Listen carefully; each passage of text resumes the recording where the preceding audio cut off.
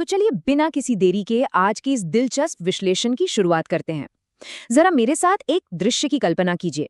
एक लंबा, कच्चा, धूल भरा रास्ता है। सूरज बस उग ही रहा है और चारों तरफ एक बहुत ही शांत, सुनहरी सी रोशनी फैली हुई है। इस रास्ते पर नंगे पैर चल रहे हैं गुरु नानक देव जी और उनके साथ हैं भाई मर्दाना जी, जिनके हाथों में उनका रबाब है।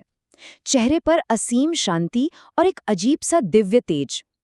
आज के इस विवरण में हम उस ऐतिहासिक घटना को गहराई से समझने वाले हैं जब गुरु नानक देव जी अपनी यात्रा करते हुए भारत के पूर्वी तट पर भगवान जगन्नाथ की नगरी पुरी पहुंचते हैं।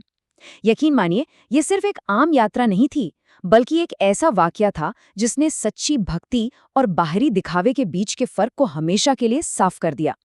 अब इस पूरी कहानी के केंद्र में एक बहुत ही गहरा सवाल है। आप खुद सोचिए, क्या होता है जब सच्ची निस्वार्थ ईश्वरीय भक्ति को सिर्फ और सिर्फ बाहरी दिखावे या सांसारिक पैमानों पर तौला जाता है? इस सवाल को अपने दिमाग में रखिएगा, क्योंकि जैसे ही गुरु नानक देव जी और उनके साथी जगन्नाथ मंदिर के उन विशाल, खूबसूरत नक्काशी वाले द्वारों पर पहुंचते हैं, ठीक यही स्थिति पैदा हो जाती है। एक तरफ असीम अथाह भक्ति है और दूसरी तरफ बस वो नियम जो केवल इंसान के बाहरी पहनावे को देखते हैं। इस घटना को सही परिप्रेक्ष्य में समझने के लिए इसका ऐतिहासिक समय जानना बहुत मददगार है। देखिए, ये पुरी के राजा प्रताप रुद्रदेव के शासनकाल का 13वां वर्ष चल रहा था। अगर ओडिया कैलेंडर की बात करें तो ये साल 924 भादो शुक्ल एकादशी का पावन दिन था। गुरु नानक देव जी, भाई मर्दाना और 14 अन्य सन्यासियों के साथ भगवान जगन्नाथ के दर्शन करने के एक बहुत ही पवित्र उद्देश्य से उस भव्य मंदिर के पास पहुंचे थे। ये ऐतिहासिक संदर्भ जानना इसलिए जरूरी है ताकि हम उस समय के माहौल को बेहतर ढंग से समझ सकें। लेकिन तभी कहानी में एक बहुत ही नाटकीय मोड़ आता है। जब वे प्रवेश द्वार पर पहुंचते हैं तो उन्हें जगन्नाथपुरी के भव्य द्वारों पर एकदम से रोक दिया जाता है। मंदिर के पहरेदार, जिन्हें द्वारपाल कहा जाता है, अचानक अपने हाथ आगे बढ़ाते हैं और इन शांतिपूर्ण यात्रियों को अंदर जाने से साफ मना कर देते हैं। आप उस क्षण के तनाव का अंदाजा लगा सकते हैं। जहां एक ओर पूरी श्रद्धा और शांति है, वहीं दूसरी ओर द्वारपालों की आंखों में शक और अविश्वास भरा हुआ है। तो सवाल उठता है कि आखिर इतनी बड़ी गलतफहमी हुई कैसे? यहाँ एक दिलचस्प बात है। देखिए, एक तरफ गुरु नानक देव जी की असली पहचान है, एक महान आध्यात्मिक गुरु जो सन्यासियों के साथ यात्रा कर रहे हैं, और दूसरी तरफ है उन पहरेदारों का नजरिया। उन्होंने गुरु नानक देव जी के साधारण वस्त्रों और उनके पूरे पहनावे को देखकर उन्हें गलती से कोई खलीफा समझ लिया। जी हाँ, केवल बाहरी कपड़ों के आधार पर, और इसी वजह से उन्हें उस पवित्र मंदिर परिसर में प्रवेश करने से पूरी तरह रोक दिया गया। यह हमें सोचने पर मजबूर करता है कि कैसे हमारी आंखें सिर्फ ऊपरी सतह को देखकर कितनी आसानी से धोखा खा सकती हैं। खैर, इस पूरी घटना में जो बात सच में दिल को छू लेती है, वो है गुरु नानक देव जी की प्रतिक्रिया। क्या वो इस बात पर क्रोधित हुए? क्या उन्होंने पहरेदारों से कोई बहस की? बिल्कुल नहीं। इस अस्वीकृति के बावजूद उनके चेहरे पर एक बेहद शांत और निर्मल सी मुस्कान थी। उनकी आंखों में गुस्सा नहीं, बल्कि केवल करुणा थी। बिना किसी विरोध या हंगामे के उन्होंने उस भव्य इमारत से अपना मुख मोड़ लिया और इस फैसले को पूरी गरिमा के साथ स्वीकार किया।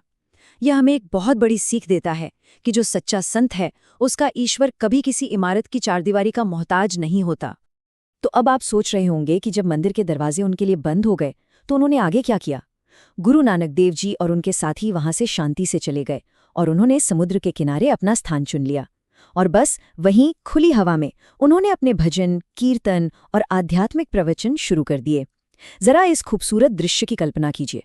विशाल समुद्र है, लहरों की आवाज आ रही है और उसी के साथ रबाब के मीठे सुर मिल रहे हैं। उनकी आध्यात्मिकता उस भव्य मंदिर की कृत्रिम दीवारों से निकलकर सीधे प्रकृति की खुली गोद में पहुंच गई थी। चलिए अब देखते हैं कि इस बीच राजमहल में क्या चल रहा है। रात का समय है और पुरी के राजा अपने कक्ष में गहरी नींद में सो रहे हैं। तभी अचानक उनकी वो शाही नींद एक तेज दिव्य प्रकाश से टूटती है।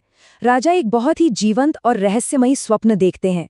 उस सपने में स्वयं महाप्रभु जगन्नाथ एक अत्यंत दिव्य और तेज रूप में प्रकट होते हैं। ऐसा लगता है मानो पूरा कक्ष एक अलौकिक ऊर्जा से भर गया हो। ये कोई साधारण सपना बिल्कुल नहीं था, बल्कि सीधे ईश्वर का एक संदेश था। और पता है, उस दिव्य स्वप्न का सबसे अहम हिस्सा क्या था?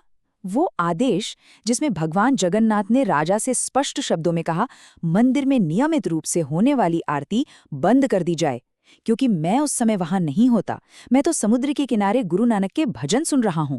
इस बहुत की गहराई सच में अद्भुत है।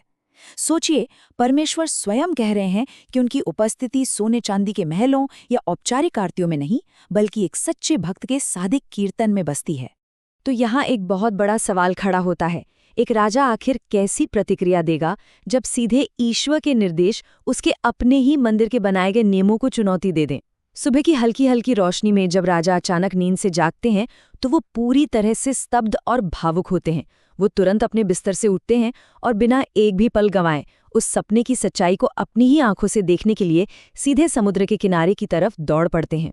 समुद्र के किनारे पहुंचकर राजा ने जो नजारा देखा वो सच में अकल्पनीय था।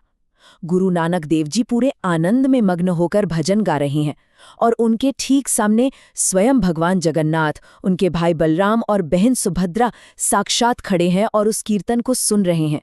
ये एक ऐसा दृश्य था जिसने राजा के सारे भ्रम और मंदिर की व्यवस्थाओं को लेकर जो भी अहंकार था उसे एक ही पल में चकनाचूर कर दिया।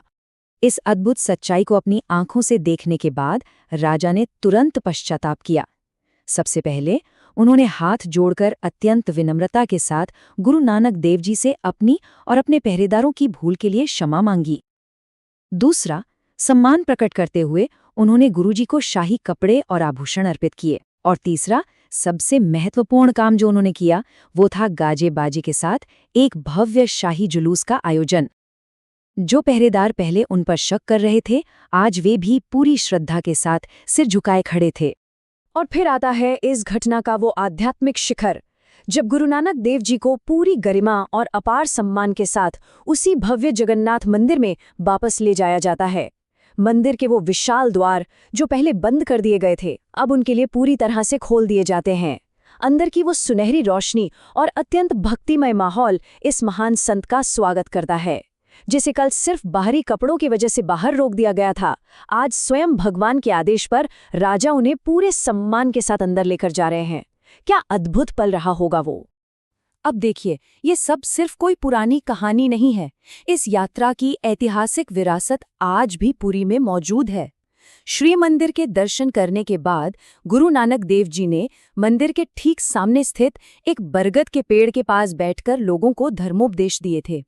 आज उसी स्थान पर मंगू मठ स्थापित है और अगर आप वहां जाएंगे तो देखेंगे कि इस मठ के लाल झंडे पर गुरु नानक देव जी की स्मृति में एक सफेद हथेली का प्रतीक चिन्ह आज भी पूरी शान से लहराता है। इतिहास के पन्नों के अनुसार गुरु नानक देव जी पुरी में पूरे 24 दिन रुके थे। इन 24 दिनों के दौरान उन्होंने वहां की धरती और वहां के लोगों के साथ एक इतना गहरा और कभी न टूटने वाला आध्यात्मिक संबंध स्थापित कर लिया, जिसकी गूंज आज भी पुरी की हवाओं में महसूस की जा सकती है। और अंततः जब उनकी विदाई का समय आया तो बता दूं कि वो कोई साधारण विदाई नहीं थी। राजा का हृदय इतनी गहरी श्रद्धा और प्रेम से भर चुका था कि जब गुरु नानक देव जी वहां से विदा हुए तो राजा स्वयं पुरी से लगभग 23 मील की दूरी पर स्थित चंडी नाला तक उनके साथ पैदल गए, सिर्फ इसलिए ताकि वो उन्हें एक पूर्ण और भव्य शाही विदाई दे सकें। ये उस सच्चे सम्मान का प्रतीक था जो एक संत ने अपने आचरण और अपनी अटूट भक्ति से अर्जित किया था। तो इस खूबसूरत और ज्ञानवर्धक विश्लेषण के अंत में हम उसी विचारणीय प्रश्न पर वापस आते हैं। क्या हमें भक्ति को केवल बाहरी दिखावे, कपड़ों या महलों से नापना चाहिए, या फिर हृदय की उस पवित्रता से जो सीधे ईश्वर को अपनी ओर आकर्षित कर ले? गुरु नानक देव जी की जगन्नाथपुरी की इस यात्रा का ये विवरण हमें यही सोचने पर मजबूर करता है। बाहरी आडंबर कभी भी सच्ची भक्ति की जगह नहीं ले सकते। इस गहरे विचार को अपने मन में जरूर रखिएगा। आज की इस प्रस्तुति में हमारे साथ जुड़ने के लिए आपका बहुत बहुत धन्यवाद। याद रखिए, सच्ची समझ हमेशा सतह के नीचे ही मिलती है।